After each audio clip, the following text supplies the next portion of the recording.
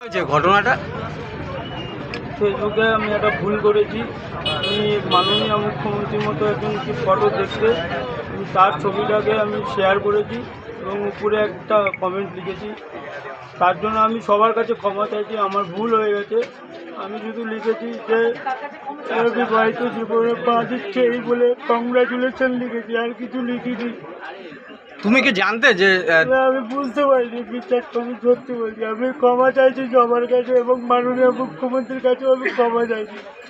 উনি আমার মায়ের থেকেও বড়। আমি তাহলে তাহলে যখন বুঝলে যে তিনি তোমার মায়ের মতো, তাহলে এই কমেন্টগুলো কেন করলে? না, আমি শুধু কমেন্ট করি না, আমি একটাই শুধু শেয়ার করেছিলাম। তো তা সেটা কেন করলে? আমি বুঝতে পারিনি, আমি হাসি ঠাট্টা মজাকের জন্য আমি করেছি, এছাড়া আমি আর কোনো মাইন্ড নিয়ে করিনি। আমি বিশ্বাস করুন। কোনো রাজনৈতিক দলের সঙ্গে যুক্ত তুমি? কোনো আমি কারোর সাথে যুক্ত। আপনি কি কোনো রাজনৈতিক দলের সঙ্গে যুক্ত? ছিলাম আমি, তবে আমি 2019-এর পর থেকে আমি আর নেই, এইসব নেই। কারণ আমি পড়াশোনা করেছি। তার মানে আপনি যেটা করেছেন সেটা আপনি স্বীকার করছেন যে আমি ভুল করেছি, আমি স্বীকার করছি আমি ভুল করেছি। আমি আর এরকম কোনোদিন করবো না। এবং কোথায় থাকেন আপনি? কোথায় থাকেন? আমার বাড়ি 3/3 কাটাগঞ্জ। আমি মামা বাড়িতে থাকি এবং মামা বাড়িতে আশ্রয় পেয়েছি। আমাদের নিজস্ব কিছু নেই, ঘর বাড়ি কিচ্ছু নেই।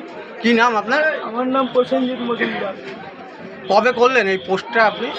আমি আজকে বিকেলে 6টা নাগাদ এই পোস্টটা দেখেছি।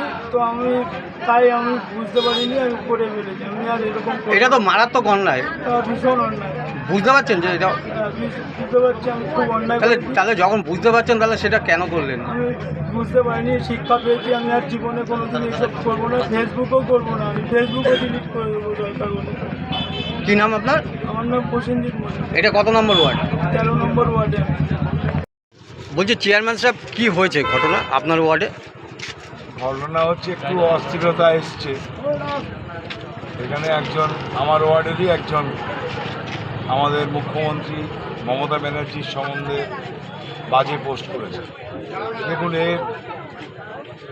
এ প্রকৃতপক্ষে বিজেপি করে, কিন্তু আমরা স্বাধীন স্বতন্ত্রভাবে এলাকার লোককে ভোট দিতে দিয়েছি।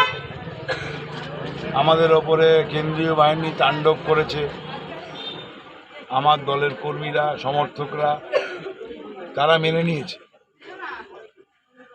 এখন আজকে এই ব্যক্তিটি, তিনি ভোটের আগেও নানান পোস্ট করেছেন আমাদের দলের বিরুদ্ধে, অশ্রাব্য কুশ্রাব্য ভাষা ব্যবহার করেছে। দেখবেন, মোবাইল সার্চ করলে পাবেন। আমি আগেও খবর পেয়েছি, এলাকার লোকেরা কমপ্লেন করেছে। কিন্তু দেখুন, রাজনৈতিক দলের স্বাধীনতা আছে।